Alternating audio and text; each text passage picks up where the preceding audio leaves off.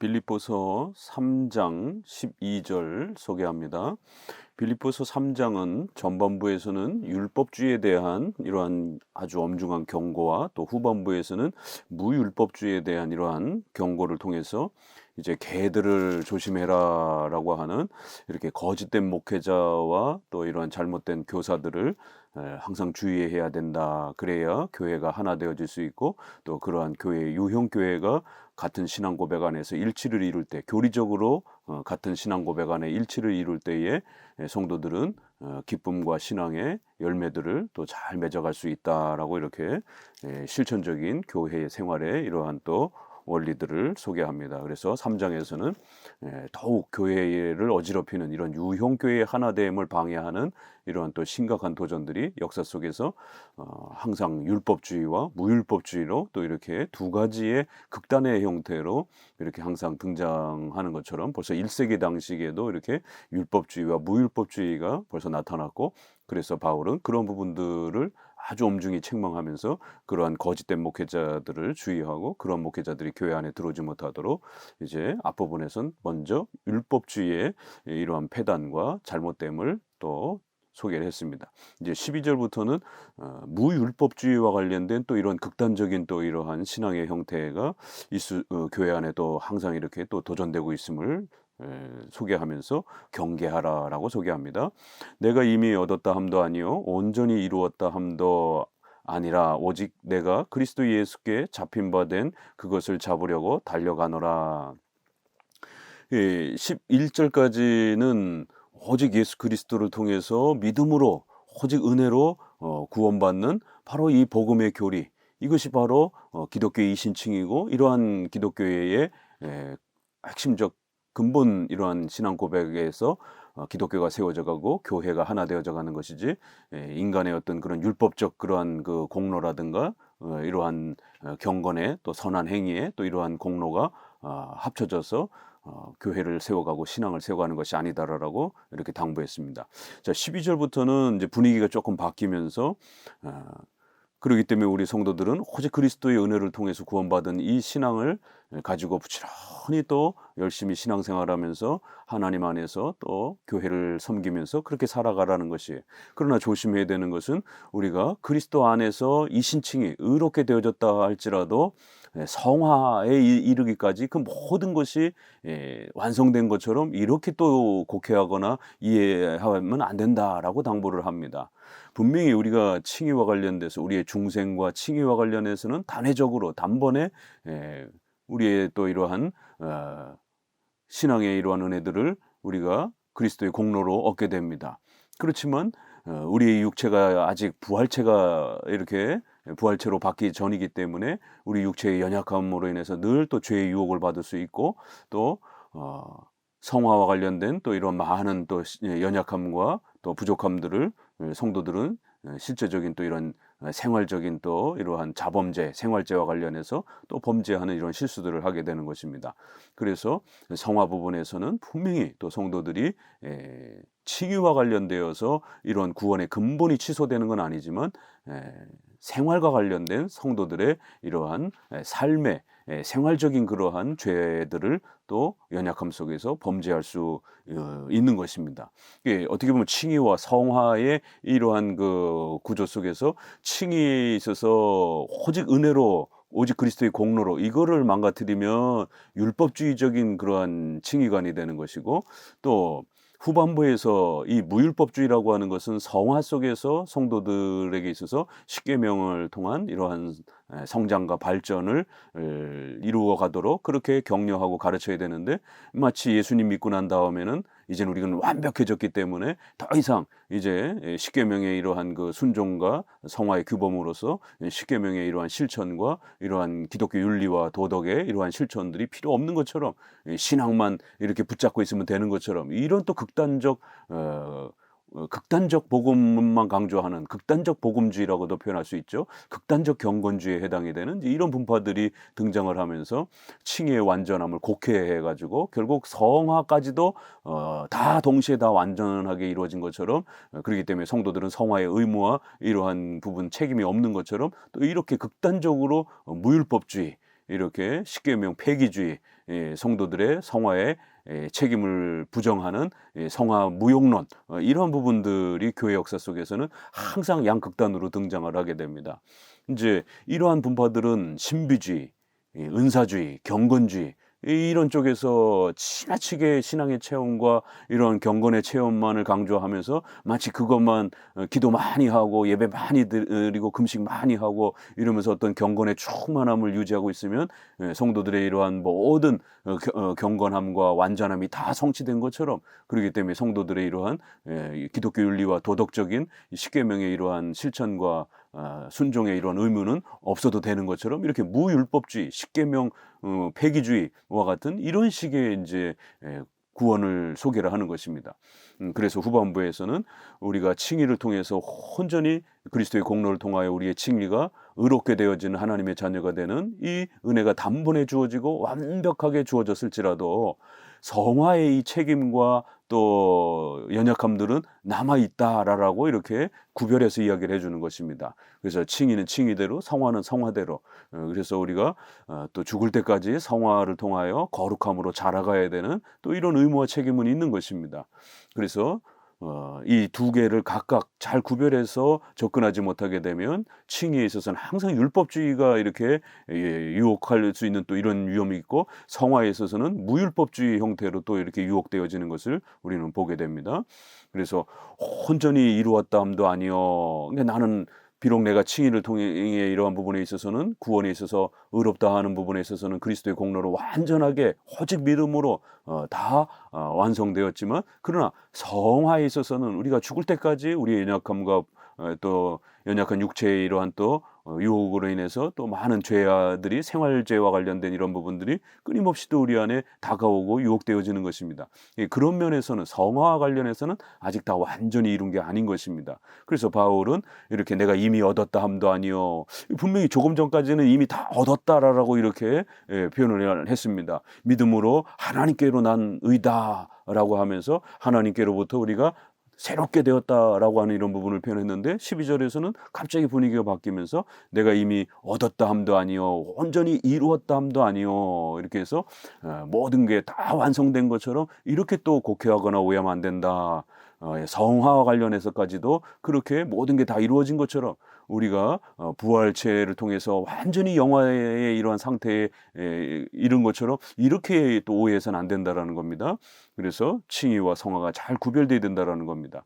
그래야 오직 내가 그리스도 예수께 잡힌 바 된 그것을 잡으려고 또 평생토록 열심히 달려간다라는 것입니다. 이렇게 성화와 관련해서는 불완전주의, 칭의와 관련해서는 완전주의 형태의 칭의론을 갖고 있는 것이고, 칭의론을 불완전한 상태로, 연속적인 형태로, 유보적인 형태로 로마 카톨릭처럼 이렇게 전부 다 여러 개 떨어진다, 이렇게 가르치면 안 됩니다. 칭의는 그리스도를 고백하고 회개하고 예수님을 믿기로 고백했으면 칭의는 단번에 그렇게 완성되는 것입니다. 의롭게 우리가 하나님의 자녀가 되는 것입니다. 그래서 칭의는 단회적으로 완전한 형태로 그렇게 이루어진다라고, 성취됐다라고 완전주의 형태로 가르쳐야 됩니다. 그러나 성화는 이건 거룩의 문제, 생활에 대한 문제이기 때문에 우리가 죽을 때까지, 죽기 전까지는 우리의 이 연약함과 부족함을 늘 가지고 살아가는 겁니다. 부활체는 이제 영화의 단계에서 이제 우리가 최후의 나중에 그리스도의 재림 때 또 그렇게 받게 될 것입니다. 성화합을 관련해서는 아직 완성되지 않은 것입니다. 그래서 불완전 성화를 가르치는 것입니다.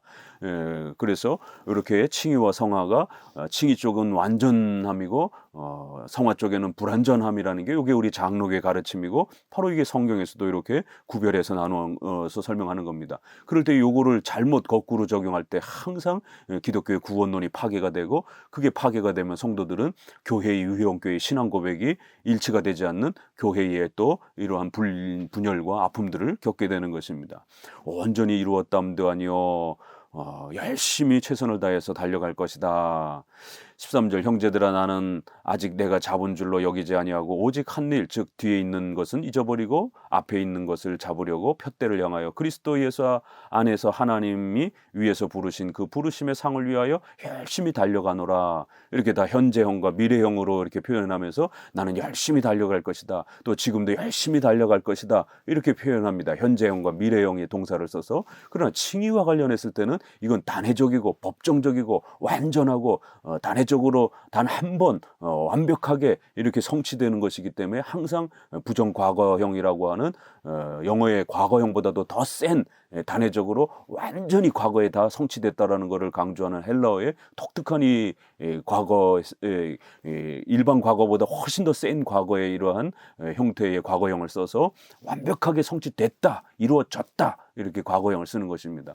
그러나 성화와 관련해서는 열심히 달려갈 것이다, 열심히 달려가야 한다 이런 현재형과 미래형으로 동사를 구별해서 이렇게 쓰는 것입니다. 우리 웨스민스터 신앙고백의 성화에서도 이거를 가장 잘 정리한 것이요.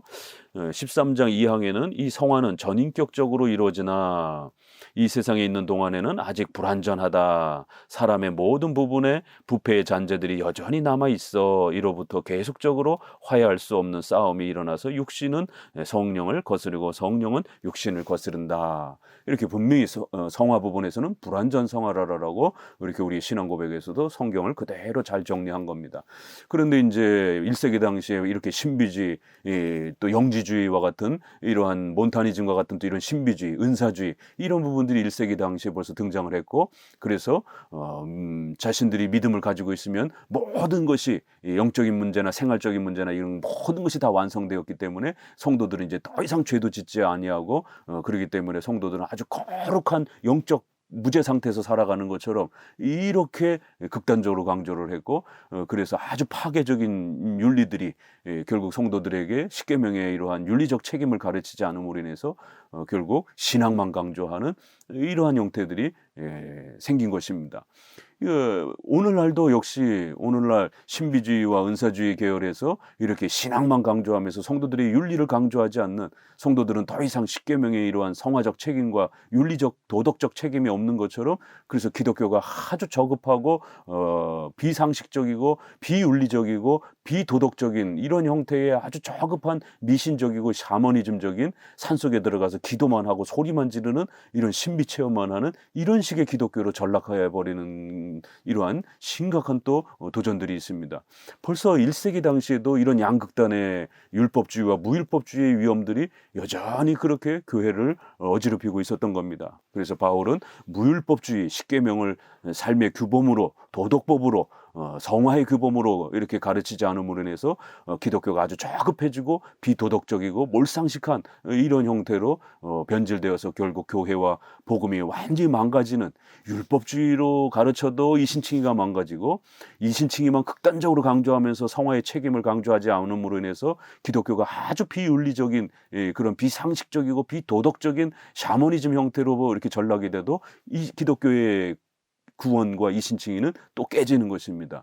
그렇기 때문에 이제 교회가 건강하고 바르게 하나 되어서 성도들이 신앙의 기쁨과 삶의 기쁨으로 하나님의 은혜를 누리기 위해서는 이러한 칭의와 성화와 관련된 기독교의 근본 교리들이 잘 굳건하게 서야 된다는 겁니다. 그래서 열심히 달려갈 거라는 거예요. 불완전 성화. 그럴 때 이렇게 이 부분에 있어서 경건주의가 이렇게 제세례파도 그렇고 완전주의를 주장했던 제세례파 종교개혁 시대 때 그리고 웨스민스터 시절에도 또 이렇게 그 폭스에 의해서 이렇게 시작이 된 또 그러한 경건주의라든가 또 이러한 여러 신비주의 계열의 또 이런 형태들 결국 이 17세기에서도 또 이러한 또 지나친 극단적 무율법주의 형태를 가르치는 이러한 신비주의와 은사주의들이 등장을 했기 때문에 웨스민스터는 벌써 이런 부분에서 우리 성화 부분에서는 불완전하다라고 이렇게 벌써 정리를 해가는 것입니다. 이들은 전부 다 완전주의를 강조하면서 그렇게 갑니다. 그러다가 결국 존 웨슬레가 결국 성화에 있어서 완전주의를 자신들의 교리로 채택을 했고, 성결교, 구세군, 또 오순절파나 이러한 신비주의, 은사주의를 표방하는 이러한 현대의 이런 많은 교파들이 성화에 있어서 완전주의를 표방하는 그런 입장을 갖고 있습니다. 그러나 장로교는 불완전 성화를 강조하는 그런 교리적 토대를 갖고 있습니다. 이런 부분이 차이가 나는 겁니다. 그래야 우리가 온전히 아직은 성화 부분에서는 이루어진 게 아니고 열심히 달려가라는 거예요. 그리고 각자 하나님 앞에서 열심히 달려간 것에 대한 그 각각의 평가를 받게 될 거라는 겁니다. 그 부르심의 상을 받을 것이다 라고 이렇게 소개를 합니다. 이 상 부분에 있어서도 또 조심해야 되는 게, 한쪽에서는 공로주의가 결국 자신의 공로를 통해서 자신의 선행과 또 율법적인 이러한 그 형태를 통하여 공로를 통해서 구원의 이러한 은혜를 자기가 만들어가는 것처럼, 그래서 그게 자신의 하나의 공로주의적 상급인 것처럼 구원이 이런 식으로 지나치게 상급을 공로로 생각하는 이런 율법주의도 문제입니다. 그러나 또 한편으로는 그 지나치게 극단적 은혜만 강조하면서 성도들의 성화의 책임을 부정하면서 또 상급을 부정하는 아주 극단적 은혜론자들도 역시 문제가 됩니다. 이러한 무율법주의 안에는 다양한 형태로의 또 문제가 발생이 되는 형태들이 있습니다. 그럴 때 이 상급론과 관련해서 또 두 국단이 발생이 되는데, 하나는 공로주의적으로, 이거 기복주의죠 사실은.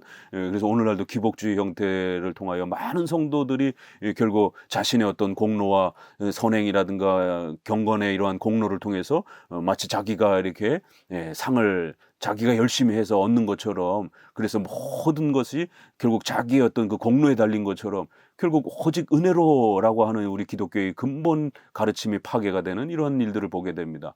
그래서 이러한 기복주의, 공로주의 이런 부분이 있죠. 그런데 이제 거기에 대한 반발로 오직 은혜를 또 너무 극단적으로 강조하다가 또 이렇게 상급 무용론, 그래서 이러한 성도들의 건전한 이러한 성화의 열심과 책임을 이러한 그 동기부여라든가 이런 부분들을 망가뜨리는 이러한 또 극단적 상급 폐지론들이 있습니다. 최근에 또 하이퍼 칼비니즘이라든가 하이퍼 청교도라든가 이런 데서 아주 극단적으로 또 은혜를 강조하다가 우리는 모든 게 은혜다, 모든 게 하나님의 은혜지, 무슨 공로가 어디 있느냐. 근원적인 공로, 우리의 구원의 원인, 공로적 근거에 있어서는 오직 예수 그리스도를 통해서 우리가 구원 얻는 것입니다. 그럼에도 불구하고 성화에 있어서는 성도들의 십계명의 순종에 대한 책임을 하나님께서는 소중하게 여겨주셨고, 성화의 그러한 방법과 수단으로 성도들의 그 순종에 대해서 하나님이 상을 주시겠다라고, 그렇게 하나님이 주신 은혜 아래에서 성도들의 성화에 대한 순종을 귀하게 여겨주시고, 물론 그 근본 토대는 은혜이지만 또 수단으로서 얼마든지 상을 주시고자 하는, 그래서 성도들의 열심을 동기를 부여하는 이러한 수단을 사용하신다라는 겁니다. 그래 우리 장로교는 칭이나 성화 근본적으로 원인적으로는 전부 다 오직 그리스도의 공로와 은혜로 이루어지는 것입니다. 그러나 특별히 성화는 십계명에 대한 책임과 또 언약의 이러한 방식으로 성도들의 인격적 책임을 하나님이 사용하시면서 하나님의 구원을 이루어 가시는 거기 때문에, 성도들이 그 하나님의 언약을 잘 순종하면서 십계명에 순종하게 되면, 비록 우리가 작게 순종한 것도 하나님은 그리스도의 은혜로 우리의 이 모든 순종들을 받아주시고 또 거기에 상도 베풀어 주시는 그런 성화적 상급은 분명히 있는 것입니다. 그러나 이러한 또 극단적 은혜만 강조하게 되면 성도들의 이런 십계명에 대한 열심과 또 이런 윤리에 대한 이러한 그 동기부여라든가 이런 부분들을 차단하고 망가뜨리는, 그렇게 되면 결국 성도들이 십계명에 대한 열심과 열정을 잃어버리게 되는 이런 일이 벌어지게 됩니다. 인간이기 때문에 또 이런 동기부여가 필요한 겁니다. 그래서 엄중하게 책망을 통해서, 꾸중을 통해서, 징계를 통해서 죄를 억제하는 그러한 수단도 필요한 것이고, 또 최선을 다해서 십계명에 순종할 때 하나님이 복 주시겠다라고 하는, 상 주시겠다라고 하는 또 이러한 상에 대한 또 이런 격려를 통해서 더 열심히 하려고 또 이렇게 동기부여를 할 수 있도록 하나님은 그걸 수단으로 사용하는 거예요. 알미니안주의자들처럼 그거를 구원의 근원적 공로처럼 이렇게 사용하는 건 아닙니다. 그러나 수단으로서, 성화의 수단으로서는 얼마든지 상급을 사용하신다라는 것입니다. 5계명의 10계명에도 부모에게 순종하라 그러면 장수하고 번영할 것이다라고 하는 그런 상급을 분명히 약속하고 있는 것을 봅니다. 여기에서도 그러한 부르심에 분명히 상을 줄 것이다 이렇게 되어 있습니다. 우리 웨스트민스터 신앙고백서도 바로 이런 것들이 논쟁이 돼가지고 벌써 또 이렇게 한쪽은 공로적 상급론, 또 하나는 상급 무용론, 이렇게 날카롭게 논쟁을 이루었기 때문에 우리 장로교에 있어서는 이 부분의 성화와 관련해서 상급론과 관련했을 때는 분명히 성화적 상급론, 수단으로 사용하는 그런 상급론은 분명히 있다라고, 공로적 상급론은 아닐지라도 수단으로서 인간의 이러한 순종에 대한 부분을 사용하는 하나님의 또 이러한 수단적 상급론은 있다라고 가르쳐왔던 겁니다. 그럼에도 불구하고 웨스트민스터 16장 6절에요. 성도들의 인격이 그리스도를 통해 받아들여졌기 때문에 그들의 선행도 역시 그리스도 안에서 용납된다. 근원적으로 성화의 모든 것도 예수 그리스도의 공로를 통해서 이루어진다라는 거예요. 그러나 그 선행들이 이 세상에서 하나님 앞에 전적으로 흠이 없거나 책망할 것이 없기 때문이 아니라 하나님이 자기 아들 안에서 그 선행을 보시고 비록 거기에 많은 연약함과 불완전함을 동반하고 있지만 진실한 마음으로 행한 선행을 용납하시고 상 주시기를 기뻐하셨다. 이렇게 표현하는 겁니다.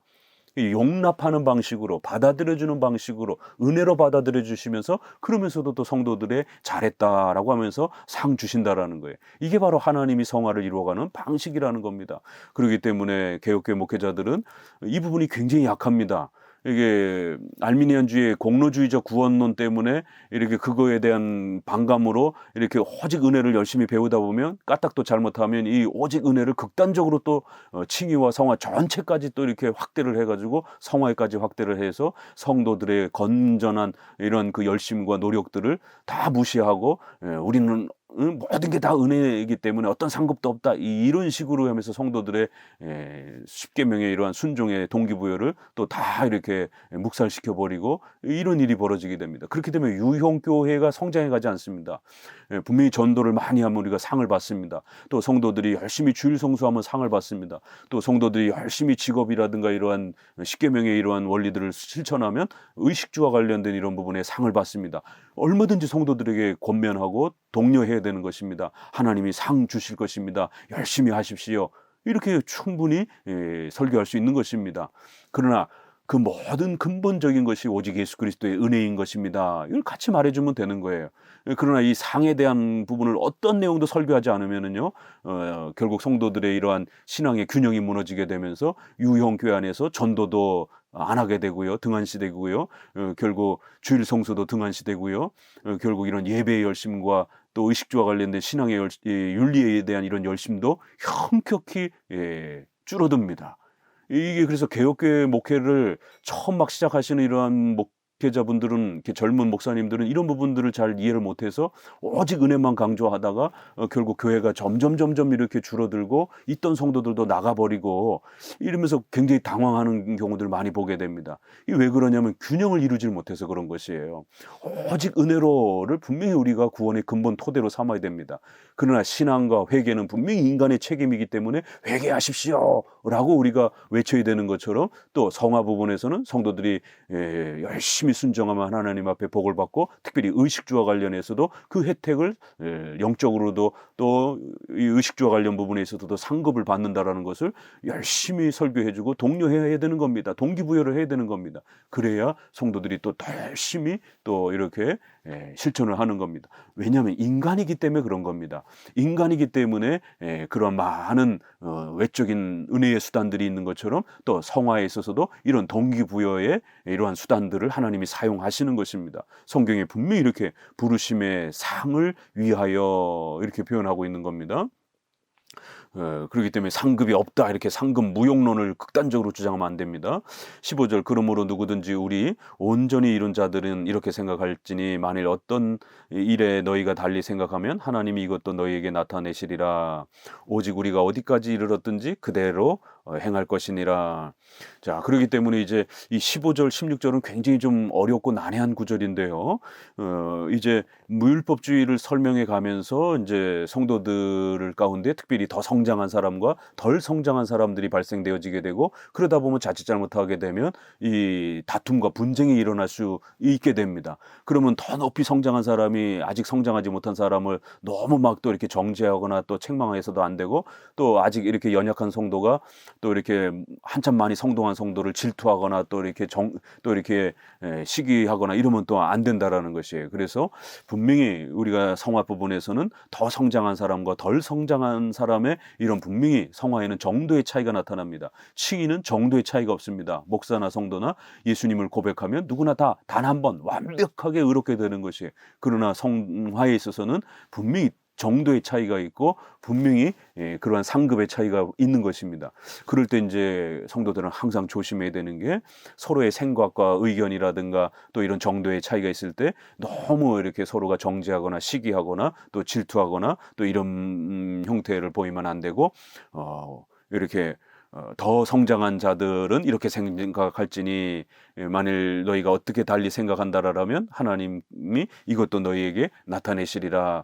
그래서 분명히 성도들 사이에 어떤 성경 해석의 차이가 나타나고 또 교회 정치의 어떤 또 의견이 이렇게 발생이 되고 이럴 때에 그러한 차이들을 서로가 잘 조율하면서 또 다른 방식으로 해석하고 적용하는 사람들, 특별히 본질적인 것이 아닌 것에 비본질적인 부분에 있어서 이런 부분에 달리 생각한다라면 또 하나님이 그 부분에 있어서도 좀 더 이렇게 하나님의 풍성하신 뜻을 드러내 주기를 원한다, 이렇게 표현하는 겁니다. 분명히 교회 정치에 있어서 또 이렇게 비본질적인 부분에 있어서는 관용함과 서로에 대한 차이를 인정해주는 다양성에 대한 존중이 있어야 된다라고 아주 이렇게 중요한 우리의 유형교회의 교회 정치 원리와 관련해서 이건 아주 굉장히 중요한 원리입니다. 고린도전서 14장에도 보게 되면은 로마서 14장에도 그렇고 덕스럽게 해라. 그다음에 고린도전서 8장, 9장, 10장에 보게 되면 우상 제물을 먹어야 되냐 말아야 되느냐, 이렇게 음식을 먹는 문제와 관련해서 이렇게 다른 생각을 가진 여러 사람들이 있을 때 덕스럽게 해야지, 이거를 지나치게 이렇게 율법주의적이라든가 또 이렇게 서로가 정죄하면서 다가서게 되면 성도의 연합함이 깨진다라는 것이에요.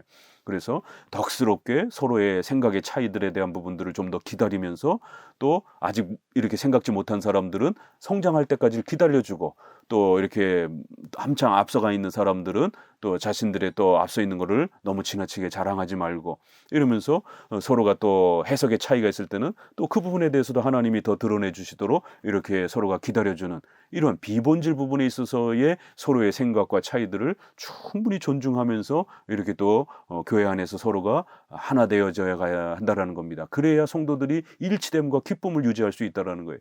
교회 안에서 늘 싸우고 분쟁하는 거는 고린도전서의 그 모습처럼 세례의 어떤 방식과 누구한테서 세례 받았느냐 이런 걸 갖고 싸우게 되고, 또 교회 정치와 이러한 부분에 있어 어떻게 그거를 결정해야 되느냐 갖고 늘 그게 자칫 이렇게 합의를 이루지 못하게 되면 엄청난 싸움이 벌어지게 됩니다. 왜냐하면 성경에 문자적으로 구체적인 부분이 없다 보니까 그것은 교회 회의를 통해서 서로가 의논하면서 결정을 해야 되는 겁니다. 그게 교회 회의 원리인 장로 정치의 아주 중요한 원리인 겁니다. 그렇게 해서 어떤 하나의 결정이 되면 그게 교회법으로서 권위를 갖는 것이에요. 그래서 오직 우리가 어디까지 이르렀던지, 그러나 이제 우리가 항상 조심해야 되는 것은 여기 그대로 행할 것이라. 그래서 16절은 우리 번역은 약간 좀 이렇게 좀 축약이 됐는데요. Let us work by the same rule, 이렇게 그 규칙에 의하여 우리가 함께 이렇게 걸어야 된다, 이런 표현입니다. by same rule, by the same rule, 이게 규칙에 의해서 동일한 그 규칙 아래에서 함께 우리가 걷자, 그대로 행할 것이니라. 이게 뭘 그대로냐면 이렇게 본질적인 그러한 신앙의 규범과 규칙, 하나님의 말씀을 벗어나지 않는 그런 근본 규칙 아래에서 서로가 함께 걸어야 된다라는 거예요. 이 원칙만 어기지 않는다라면 얼마든지 서로의 생각의 차이와 다양성의 이런 부분들을 우리가 기다려주고 존중하고 그 관용하면서 서로가 이해할 수 있다라는 거예요. 그러나 그 모든 것들을 이해한다고 해서 비성경적인 것까지 막 또 이렇게 받아들이게 되면 신앙이 혼합주의가 되기 때문에 그러나 그럼에도 불구하고 반드시 항상 지켜야 되는 것은 우리가 동일한 신앙 고백, 동일한 규범, 동일한 규칙, 동일한 법, 이 동일한 하나님의 말씀의 근본 원리 아래에서 이렇게 함께 걷는 것은 또 놓치지 말아야 된다라는 것이, 이렇게 교회가 하나 되기 위해서 근본 규칙 안에서는 일치를, 또 그러나 비본질적인 부분에서는 사랑함과 관용함과 덕스러움 속에서 서로가 교회의 하나됨을 잘 서로가 존중하면서 이렇게 걸어가야 된다라는 겁니다. 특별히 이것은 성도들의 성화나 정치 부분에서 반드시 발생할 수 있는 신앙의 정도의 차이가 발생이 되기 때문에 분쟁과 분열이 발생될 수 있어서 사도 바울은 이걸 아주 중요한 성도들의 성화의 원리로 또 그렇게 제시를 하는 겁니다. 17절, 형제들아 너희는 함께 나를 본받으라. 그리고 너희가 우리를 본받은 것처럼 그와 같이 행하는 자들을 눈여겨보라. 그래서 목회자와 또 성도들이, 이렇게 지도자와 교회 지도자와 성도들이 하나가 되고 일치가 되어야 한다. 너희는 우리를 본받으라 이러면서 바울과 그 동역자들도 이러한 규칙 안에서는 동일하고, 또 그러나 좀 다른 비본질적인 부분에서는 사도들과 제자들끼리도 차이가 서로 존재하는 것을 보게 됩니다. 그랬을 때 얼마든지 존중하는 것을 또 봅니다. 18절, 내가 여러 번 너에게 말하였거니와 이제도 눈물을 흘리며 말하노니 여러 사람들이 그리스도의 십자가의 원수로 행하느니라. 자, 이제 본격적으로 후반부에 또 다른 이 개들을 삼가라라고 했을 때 거짓 교사들이 또 경고가 되죠. 이 거짓 교사들은 아주 악한 자들이다. 십자가의 원수처럼 행동을 한다. 도대체 어떤 사람들이길래 그렇습니까? 19절에 그들의 마침은 멸망이요 그들의 신은 배요 그 영광은 그들의 부끄러움에 있고 땅의 일을 생각하는지라. 이 오늘날 기복주의를 말하는 겁니다. 온통 신앙을, 이런 그 경건을 자신의 부를 만들고 돈을 버는 데 써먹는 이런 전형적인 기복주의, 결국 신앙을 이런 자신들의 배를 채우는 것으로 그렇게 써먹는 이런 기복주의적인 이런 형태, 은사주의, 신비주의, 이런 기복주의가 결국 무율법주의로 넘어가면서 성도들의 십계명의 이러한 그 순종과 책임을 등한시하면서 이렇게 기독교 신앙을 아주 물질주의적인 형태로 망가뜨린 이러한 자들은 십자가의 원수와 같다라고 이렇게 무율법주의자들을 지금 계속 뒷부분에서 책망하는 겁니다. 그러나 우리의 시민권은 하늘에 있는지라 거기로부터 구원하는 자 곧 주 예수 그리스도를 기다리노니 그는 만물을 자기에게 복종하게 하실 수 있는 자의 역사로 우리의 낮은 몸을 자기의 영광의 몸의 형체와 같이 변하게 하시리라. 그러나 참된 기독교란 오직 예수 그리스도를 바라보면서 이 땅에서는 비록 우리가 부족하고 연약하다 할지라도, 또 손해를 당한다 할지라도 열심히 성화의 책임을 감당하면서 오직 그리스도를 바라보면서 그렇게 살아가는 것이다라는 거예요. 왜 우리의 최종적인 그러한 이제 목적은 그리스도와 함께 거하며 영원히 사는 바로 그 천국의 또 이러한 최종적 목적이기 때문에 그렇다라는 것입니다. 자, 이렇게 빌립보서 3장 후반부에는 무율법주의가 어떤 식으로 교회 안에 또 악영향을 끼칠 수 있는지 또 함께 살펴보면서 오늘 우리 시대에 또 다양한 형태의 이런 또 무율법주의가 성도들의 신앙에 어떻게 도전이 될 수 있는지들을 또 상당히 조심스럽게 우리가 함께 보실 수 있도록 또 후반부에 이 내용들을 무율법주의와 관련해서 또 함께 살펴보셨습니다. 감사합니다.